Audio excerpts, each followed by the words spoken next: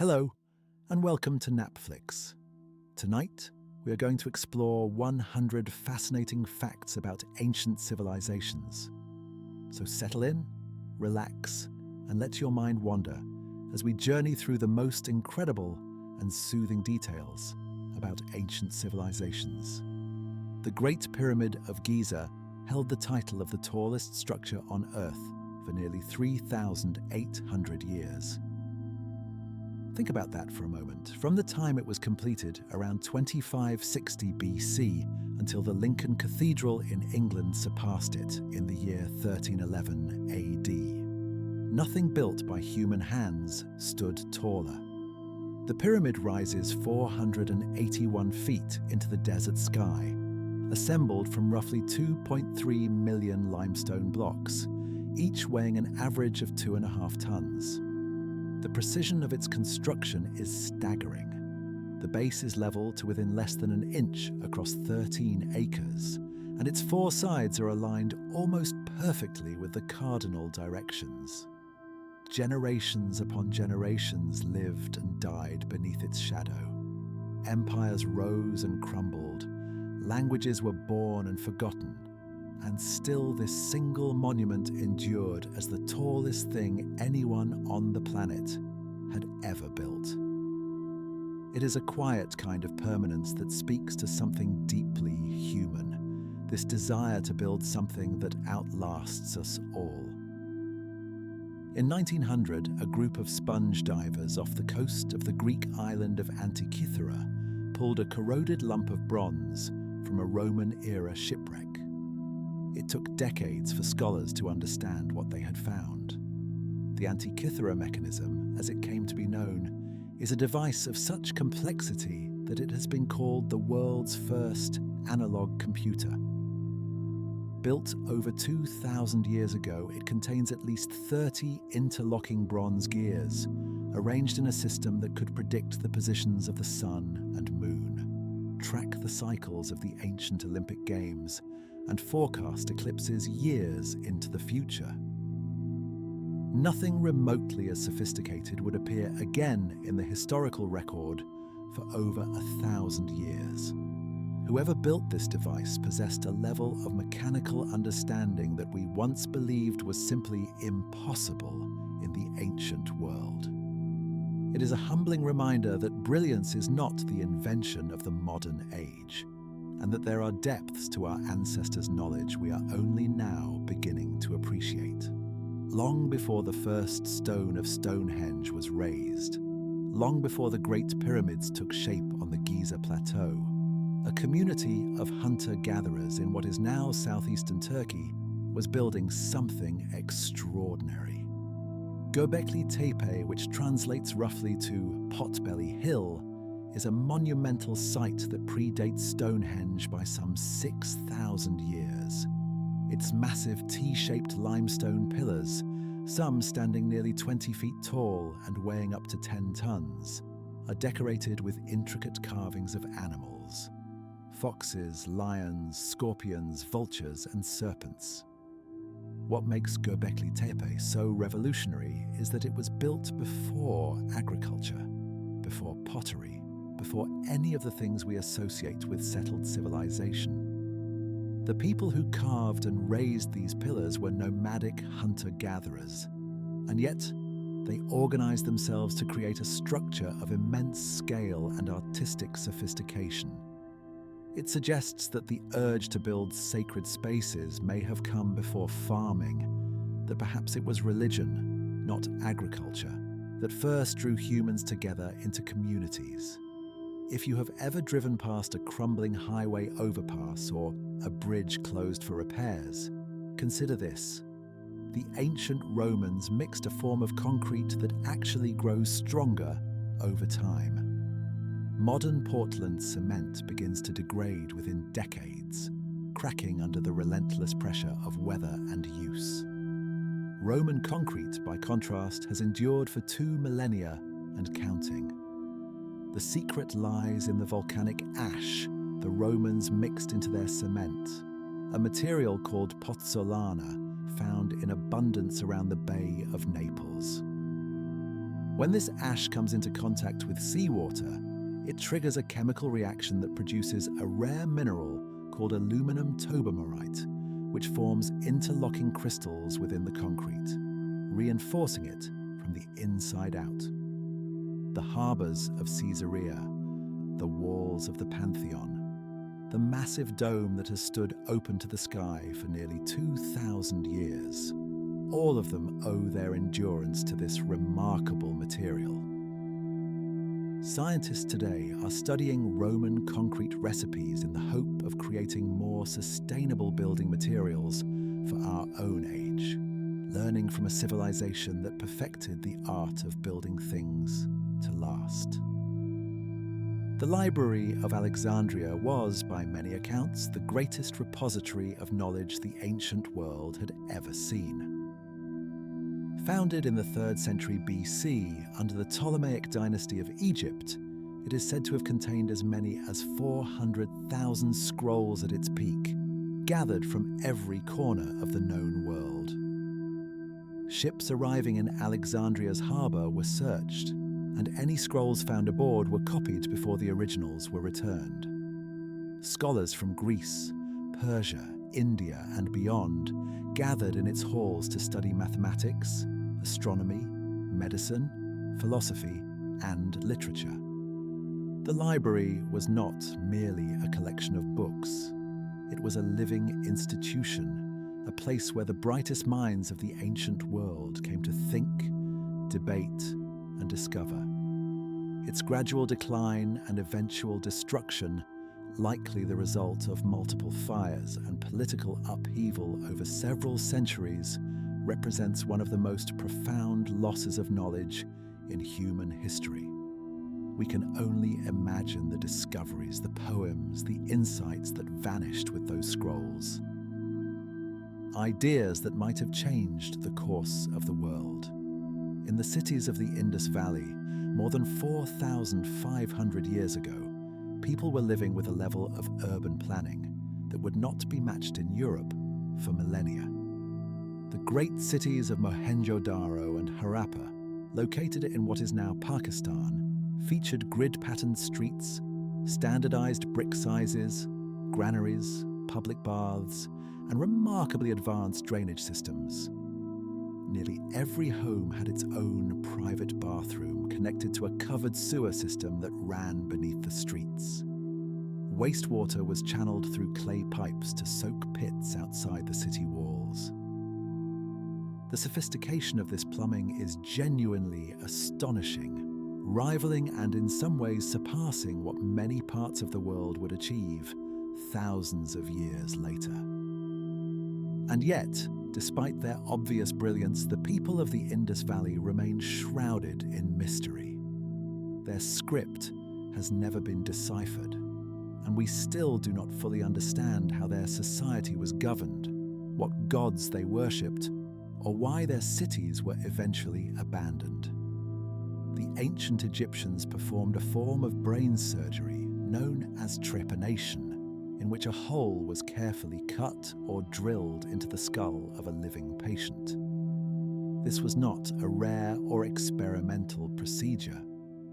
Archaeologists have found skulls across Egypt and the broader ancient world showing clear evidence of trepanation, and many of these skulls show signs of healing around the edges of the opening, which means the patients survived the operation, sometimes for many years afterward. The reasons for the procedure varied. Some cases appear to have been attempts to relieve pressure on the brain after head injuries, while others may have had a spiritual dimension, perhaps an effort to release evil spirits believed to be causing illness. Whatever the motivation, the fact remains that ancient surgeons were opening the human skull with stone and copper tools in an age without anesthesia or antibiotics, and their patients were walking away alive. It is a testament to both the courage of those patients and the skill of those early physicians. Among the most intriguing artifacts of the ancient world is a small clay jar found near Baghdad, Iraq, dating to roughly 2,000 years ago. Known as the Baghdad Battery, It consists of a ceramic pot containing a copper cylinder and an iron rod, separated by an asphalt plug. When filled with an acidic solution such as vinegar or grape juice, replicas of this device have been shown to produce a small electrical voltage, roughly 1.5 volts. Whether the ancient Parthians or Sassanids who created it actually used it to generate electricity remains hotly debated. Some scholars suggest it may have been used for electroplating, coating objects with a thin layer of gold or silver. Others believe it was simply a storage vessel, and that the electrical properties are coincidental. Whatever the truth, the Baghdad Battery reminds us that the boundary between what the ancients knew and what we assume they could not have known is far less clear than we often believe. When the Spanish conquistador Hernán Cortés first laid eyes on the Aztec capital of Tenochtitlan in 1519, he and his men were stunned into silence. Built on an island in the middle of Lake Texcoco in the Valley of Mexico, Tenochtitlan was home to an estimated 200,000 people, making it one of the largest cities in the world at the time, larger than any city in Spain, larger than London or Paris. The city was connected to the mainland by 3 great causeways, and its streets were a network of canals navigated by tens of thousands of canoes.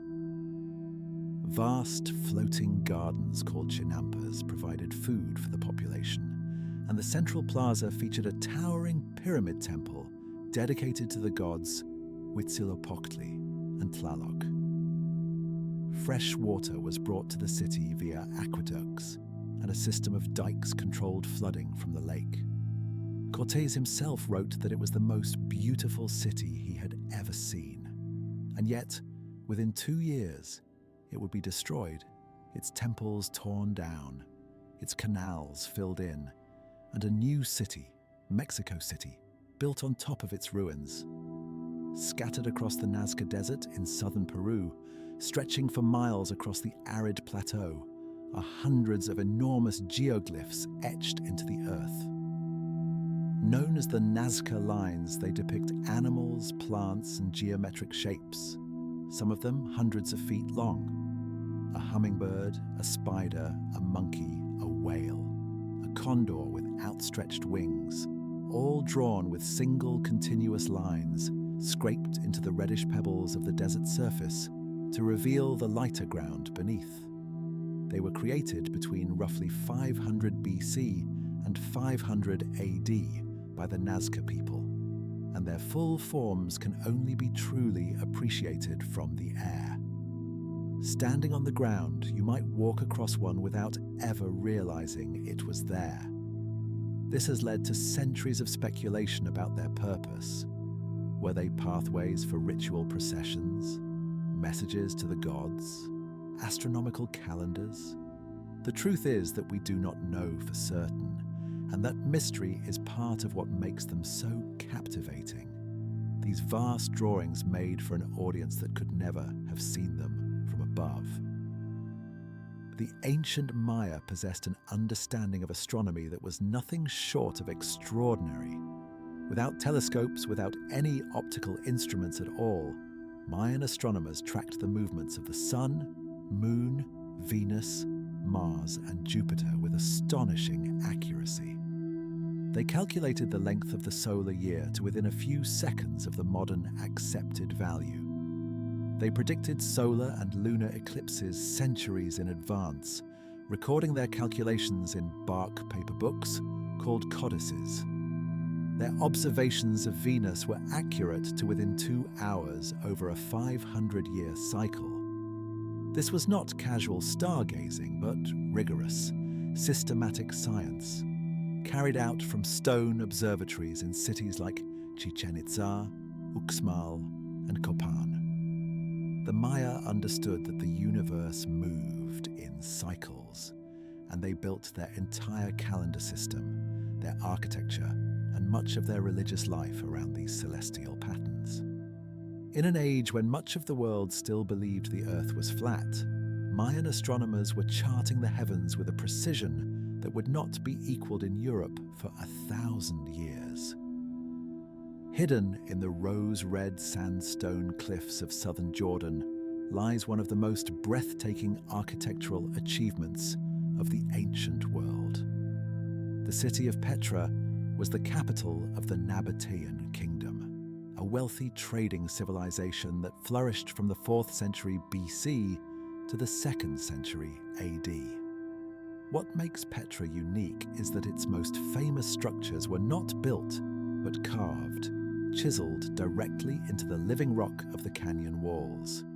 The treasury, perhaps the most iconic of Petra's monuments, stands over 130 feet tall, its elaborate Hellenistic facade emerging from the cliff face as though the mountain itself had chosen to take the shape of a temple.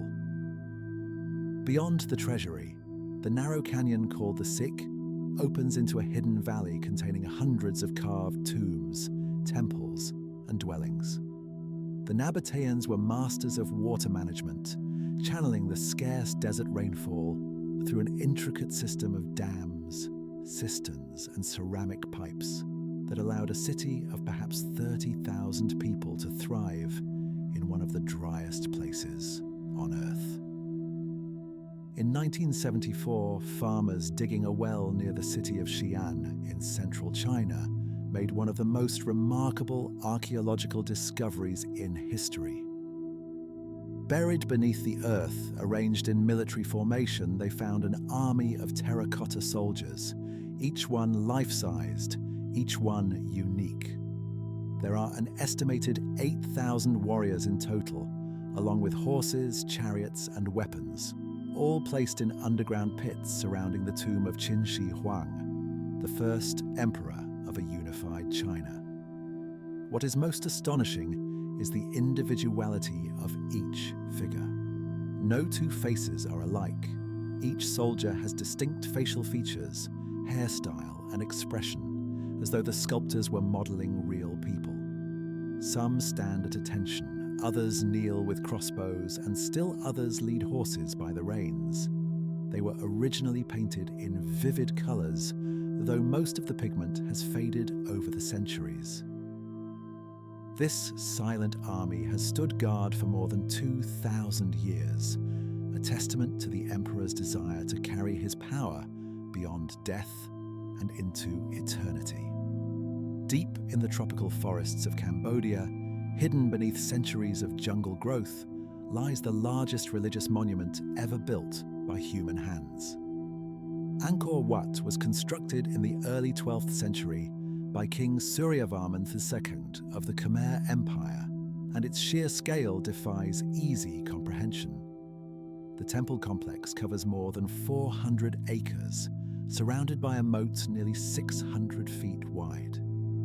Its central tower rises over 200 feet above the forest canopy, and its walls are covered with nearly 2,000 square feet of intricate bas-relief carvings depicting scenes from Hindu mythology. The entire structure is oriented to the west, aligned with the setting sun, a symbolic journey from life to death and the promise of rebirth. For centuries after the decline of the Khmer Empire, Angkor Wat was gradually reclaimed by the forest, its towers wrapped in the roots of strangler figs, its corridors silent except for the calls of birds and monkeys.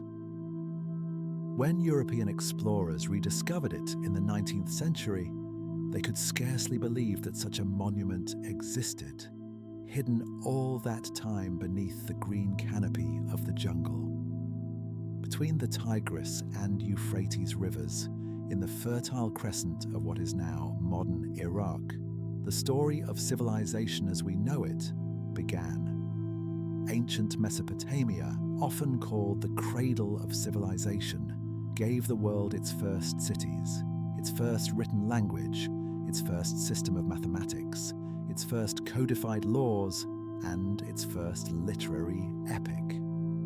The Sumerians, who settled in southern Mesopotamia around 4,500 BC, invented cuneiform writing by pressing wedge-shaped marks into soft clay tablets.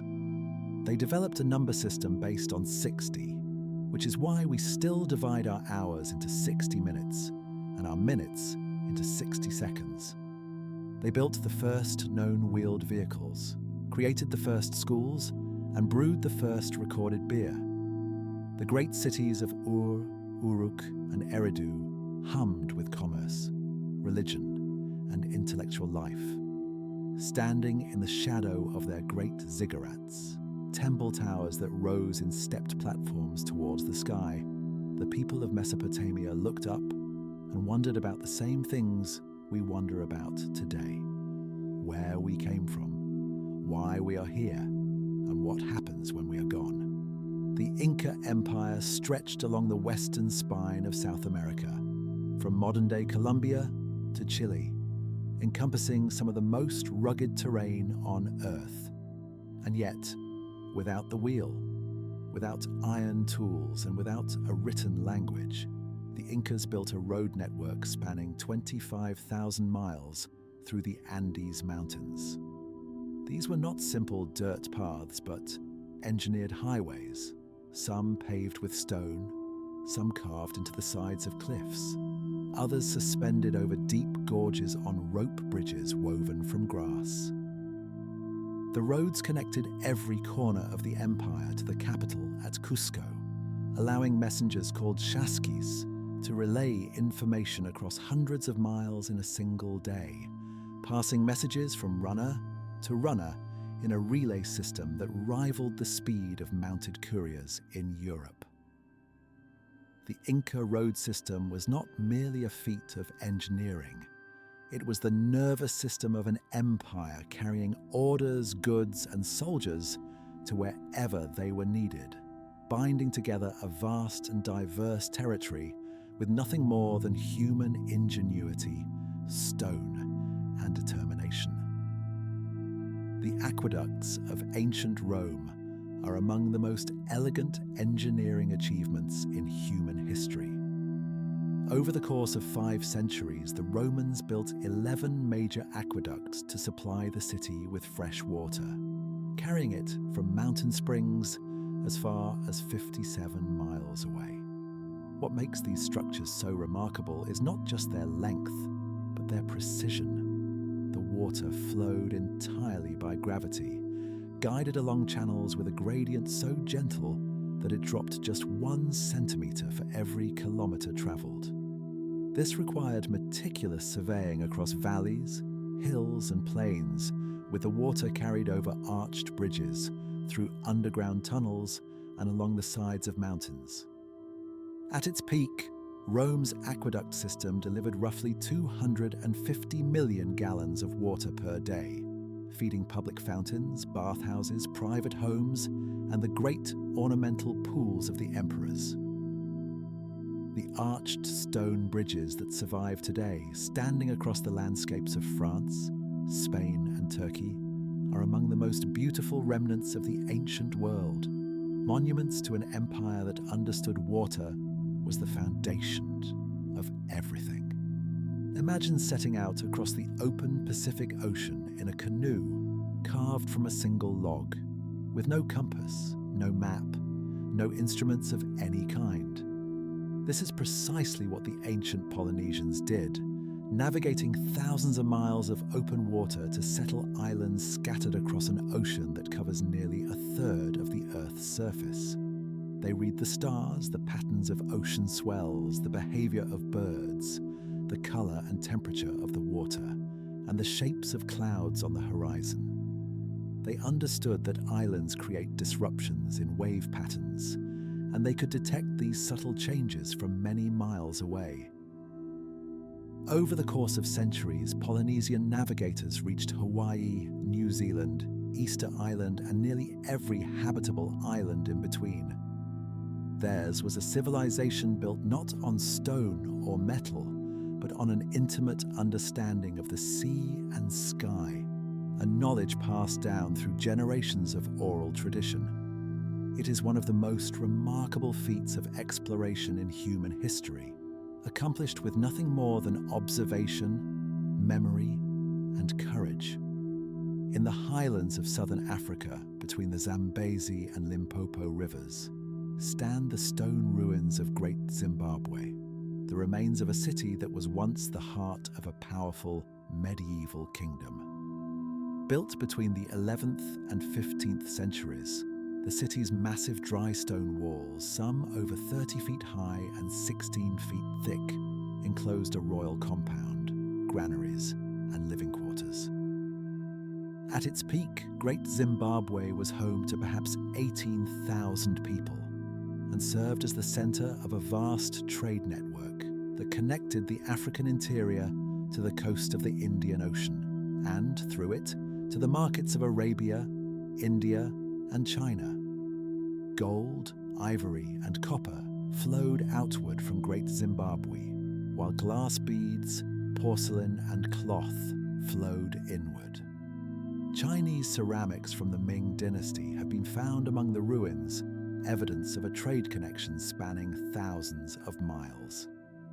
For centuries, European colonizers refused to believe that Africans could have built such a city, attributing it to Phoenicians or Arabs. Today, we know the truth. Great Zimbabwe was built by the Shona people, and it stands as a powerful testament to the sophistication and reach of medieval African civilization. In the forges of the ancient Near East, a type of steel was produced that became legendary throughout the medieval world. Damascus steel, named for the city through which it was traded, was renowned for its distinctive wavy pattern on the blade surface, its extraordinary sharpness, and its ability to hold an edge through brutal combat. Swords made from Damascus steel were said to be able to slice through a falling silk scarf, to cut through the blades of lesser weapons, and to bend without breaking. The raw material, a type of high-carbon steel called woots, was produced in crucibles in India and Sri Lanka, then shipped to swordsmiths in Syria and Persia. Sometime around the 18th century, the art of making true Damascus steel was lost. The exact combination of raw materials, temperatures, and forging techniques that produced its remarkable properties disappeared from living memory. Modern metallurgists have come close to reproducing it, discovering that the steel contained carbon nanotubes and cementite nanowires, structures that would not be understood by science for another 2 centuries. It is a sobering thought that a technology once mastered by ancient smiths working by firelight remains difficult to replicate in modern laboratories. The ancient Egyptians developed one of the earliest known pregnancy tests, and remarkably, it actually worked. A woman would urinate on bags of wheat and barley seeds over the course of several days. If the barley sprouted, the child would be male. If the wheat sprouted, it would be female. If neither sprouted, the woman was not pregnant. In 1963, researchers decided to put this ancient test to scientific scrutiny and found that the urine of pregnant women did indeed promote seed growth with about a 70% accuracy rate, while the urine of non-pregnant women and men did not. The elevated levels of estrogen in pregnant urine appear to have a growth-stimulating effect on the seeds. While the gender prediction aspect has not been scientifically validated, the basic principle of using urine to detect pregnancy was sound, predating the modern pregnancy test by roughly 3,500 years. It is a beautiful example of empirical observation at work in the ancient world, a quiet discovery made by people who watched nature closely and trusted what they saw. Among the 7 wonders of the ancient world, the Hanging Gardens of Babylon hold a unique distinction. They may never have existed at all. Ancient writers describe them as a magnificent feat of engineering, a towering structure of terraced gardens overflowing with trees, flowers, and cascading water, supposedly built by King Nebuchadnezzar II around 600 BC to comfort his wife, who missed the green hills of her homeland. And yet, no archaeological evidence of the gardens has ever been found at Babylon. No Babylonian texts mention them. Some scholars now believe the gardens were actually located in the Assyrian city of Nineveh, built by King Sennacherib, while others think the entire story was a romantic invention of later Greek writers. Whether real or imagined, the Hanging Gardens have captured the human imagination for over 2,000 years, a testament to our enduring love of beautiful, impossible things.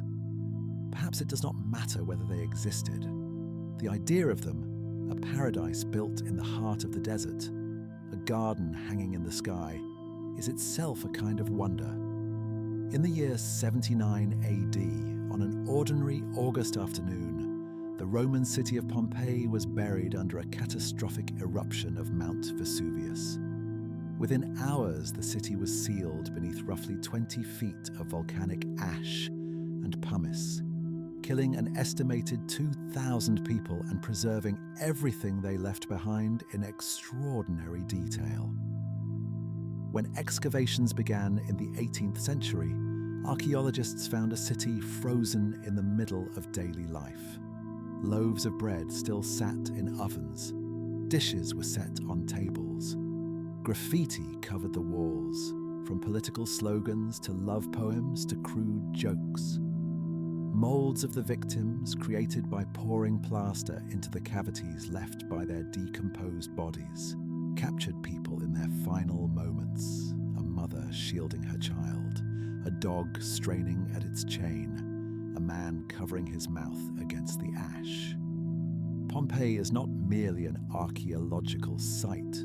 It is a snapshot of an entire civilization at a single moment in time, a window into the ordinary lives of people who woke that morning expecting nothing more than another day.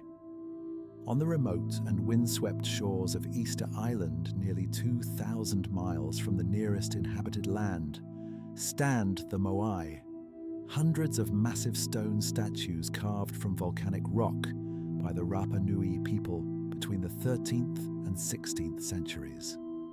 The largest of these figures stands over 30 feet tall and weighs roughly 82 tons. For centuries, the question of how these enormous statues were transported from the quarry at Rano Raraku to their platforms around the island's coast puzzled archaeologists and inspired wild theories. But recent research, including experiments guided by the oral traditions of the Rapa Nui themselves, has revealed a solution that is both elegant and surprising. The Moai were walked. By attaching ropes to the statue and rocking it gently from side to side, teams of people could inch the figure forward in a motion not unlike the way you might walk a heavy refrigerator across a kitchen floor.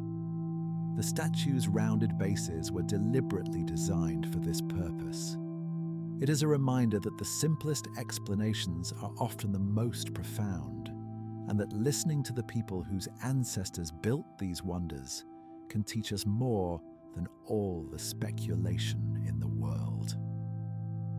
In the naval arsenals of the Byzantine Empire, a weapon was developed that inspired terror across the Mediterranean for centuries. Known as Greek fire, it was an incendiary substance that could be launched from ships through pressurized bronze tubes, igniting enemy vessels in a blaze that could not be extinguished by water. Accounts describe it burning on the surface of the sea itself, clinging to ships and soldiers alike, impervious to any attempt to douse it.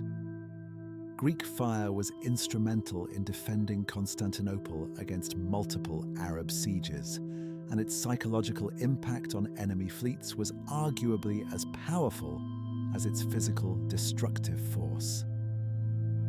The formula for Greek fire was a state secret of the highest order, known only to the emperor and a handful of trusted engineers. When the Byzantine Empire eventually fell, the secret died with it. despite centuries of speculation and analysis, no one has been able to reproduce Greek fire with certainty. Some believe it was a petroleum-based mixture, perhaps similar to napalm, but the exact recipe remains one of history's most tantalizing unsolved mysteries. The Colosseum in Rome, that vast oval amphitheater that still dominates the city's skyline, was capable of things that seem almost impossible even by modern standards. Beyond the gladiatorial combat and wild animal hunts for which it is famous, the Colosseum could be flooded with water to stage full-scale naval battles, a spectacle the Romans called naumachii. The arena floor, which covered an elaborate system of underground tunnels and chambers, could be sealed and filled to a depth of several feet, allowing small warships to maneuver and clash before a roaring crowd of 50,000 spectators. How exactly the Romans achieved this feat of hydraulic engineering remains a subject of debate, but it is believed that a system of aqueducts and drains connected to the nearby Tiber River made it possible. The naval battles eventually fell out of fashion as the underground chambers beneath the arena were expanded for more elaborate stage machinery. But for a brief period in the 1st century AD, the Colosseum was quite literally an ocean in the heart of Rome. Throughout the cities of the ancient Maya, from the lowlands of Guatemala to the Yucatan Peninsula of Mexico, great stone ball courts were built, their sloping walls echoing with the sounds of a game that was played for over 3,000 years. The Mesoamerican ball game, known by various names across different cultures, involved teams of players using their hips, forearms, and knees to keep a heavy rubber ball in play, bouncing it off the angled walls and, in later versions, attempting to pass it through a stone ring mounted high on the court wall. The game held deep religious significance, symbolizing the cosmic struggle between light and darkness, life and death. In some traditions, the losing team, or perhaps the winning team as an act of supreme honor, was sacrificed to the gods. The game was not mere entertainment, but a ritual performance, a way of acting out the great myths of creation and ensuring the continued favor of the divine. The largest known ball court at Chichen Itza stretches over 500 feet long, its walls still standing in the jungle. Silent now, but once filled with the shouts of players and spectators. The ancient Egyptians held cats in such extraordinary reverence that to harm one, even accidentally, was considered a serious crime. Cats were associated with the goddess Bastet, protector of home and family, and they were kept not only as beloved pets but as sacred animals. When a household cat died, the entire family would go into mourning, shaving off their eyebrows as a sign of grief. The cat's body was carefully mummified and buried with offerings of milk and mice for the afterlife. Archaeologists have discovered cat cemeteries containing hundreds of thousands of mummified felines, evidence of just how deeply embedded this reverence was in Egyptian culture. The Egyptians understood something about cats that we still feel today. That quiet, watchful presence, the way a cat will curl up beside you in the evening and simply be there, asking for nothing, offering warmth and companionship in the soft glow of lamplight. The Persian Empire at its height under Darius the Great, around 500 BC, operated a postal system of breathtaking efficiency. Known as the Angkorion, it consisted of a network of relay stations positioned at intervals along the Royal Road, which stretched over 1,600 miles from the capital at Susa to the city of Sardis on the Aegean coast. Fresh horses and riders waited at each station, ready to carry messages forward day and night, without pause. A message could travel the entire length of the Royal Road in just 7 days, a speed that would not be surpassed for over 2,000 years. The Greek historian Herodotus marveled at the system, writing that neither snow nor rain nor heat nor darkness of night stopped the couriers from completing their appointed rounds, words that would later inspire the unofficial motto of the United States Postal Service. In an age before electricity, before the telegraph, before the telephone, the Persian Empire had created a communication network that spanned an entire continent. In the 2nd century AD, a Chinese inventor named Zhang Heng created a device that could detect earthquakes occurring hundreds of miles away. His seismoscope was a large bronze vessel, roughly 6 feet in diameter, decorated with 8 dragon heads arranged around its exterior, each holding a bronze ball in its jaws. Below each dragon sat a bronze toad with its mouth open. When an earthquake occurred, even at a great distance, the internal mechanism of the device would cause one of the dragons to release its ball, which would fall into the mouth of the toad below, indicating the direction of the quake. According to historical records, the device successfully detected an earthquake in a province roughly 400 miles from the capital, a tremor so distant that no one in the city had felt it. It would be nearly 1,700 years before Western science developed a comparable instrument. Zhang Heng's seismoscope stands as a remarkable example of ancient Chinese innovation, a blend of scientific insight and artistic beauty that is difficult not to admire. The ancient city of Carthage, located on the coast of what is now Tunisia, was one of the great naval powers of the Mediterranean world. At the heart of its military might was a circular inner harbour known as the Kothon, which could shelter 220 warships within its protected waters. The harbour was designed as a ring of covered ship sheds, each large enough to house a single trireme, arranged around a central island from which the admiral could oversee the entire fleet.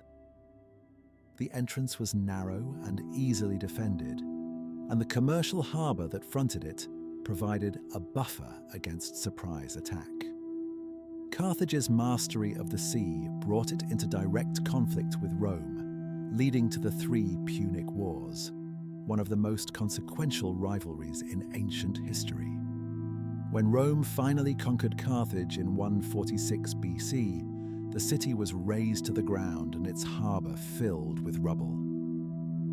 But the archaeological remains still visible today speak to a civilization that understood the sea as intimately as Rome understood the land. For over 1,400 years, the hieroglyphics of ancient Egypt were a complete mystery. The ability to read them had been lost when the last Egyptian temples were closed in the 5th century AD, and the elaborate picture writing that covered tomb walls, temple columns, and papyrus scrolls became an indecipherable code. That changed in 1799 when French soldiers in Napoleon's army discovered a large stone slab near the town of Rosetta in the Nile Delta. The Rosetta Stone bore a single decree inscribed in 3 scripts: Greek, Demotic Egyptian, and hieroglyphic.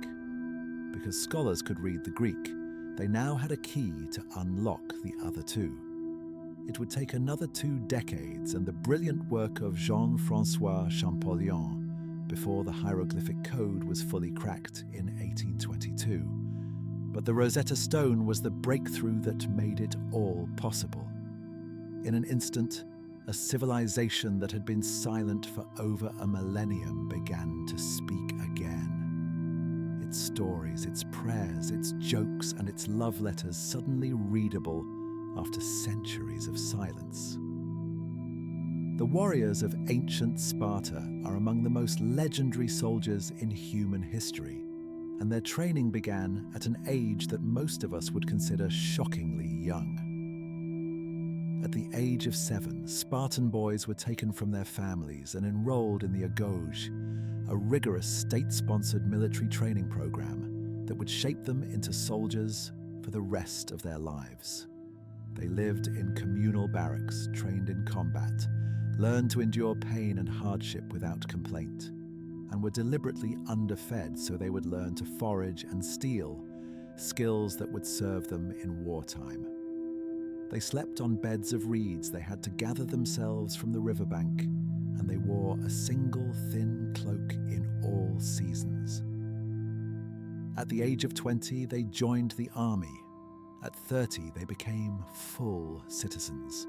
Spartan women, too, were trained in athletics and given far more freedom than women elsewhere in Greece, because the Spartans believed that strong mothers produced strong warriors. The entire society was built around a single purpose: the creation of the finest fighting force the ancient world had ever known. The Silk Road was not a single road, but a vast network of trade routes that connected the civilizations of East and West for nearly 2,000 years. Stretching roughly 4,000 miles from the Chinese capital of Chang'an, modern Xi'an, to the shores of the Mediterranean, it wound through deserts, over mountain passes, and across the great grasslands of Central Asia.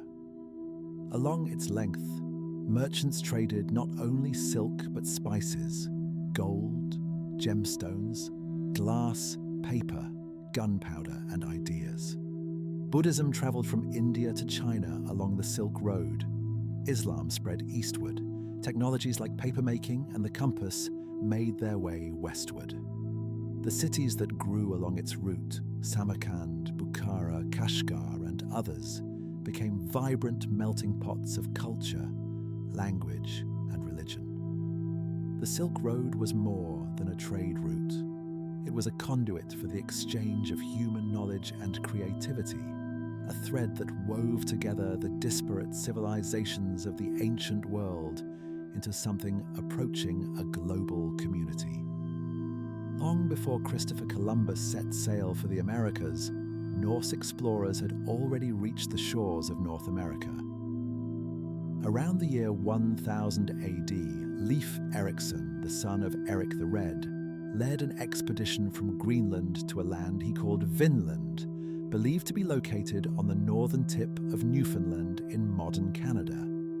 The archaeological site at Lanceau Meadows, discovered in 1960, confirmed what the Norse sagas had long claimed. Vikings had established a settlement in North America roughly 500 years before Columbus made his famous voyage. The remains include the foundations of several Norse-style buildings, a forge for working iron, and artifacts that are unmistakably Scandinavian. The settlement appears to have been short-lived, perhaps a base camp for further exploration along the coast. But its existence rewrites the story of European contact with the Americas and reminds us that history is full of journeys and discoveries that were forgotten, overlooked, or simply lost to time. On the island of Crete, roughly 4,000 years ago, a civilization flourished that was unlike anything else in the ancient Mediterranean. The Minoans, named after the legendary king Minos, built elaborate multi-story palaces with light wells, running water, and flushing toilets. The Palace of Knossos, the largest and most famous of these,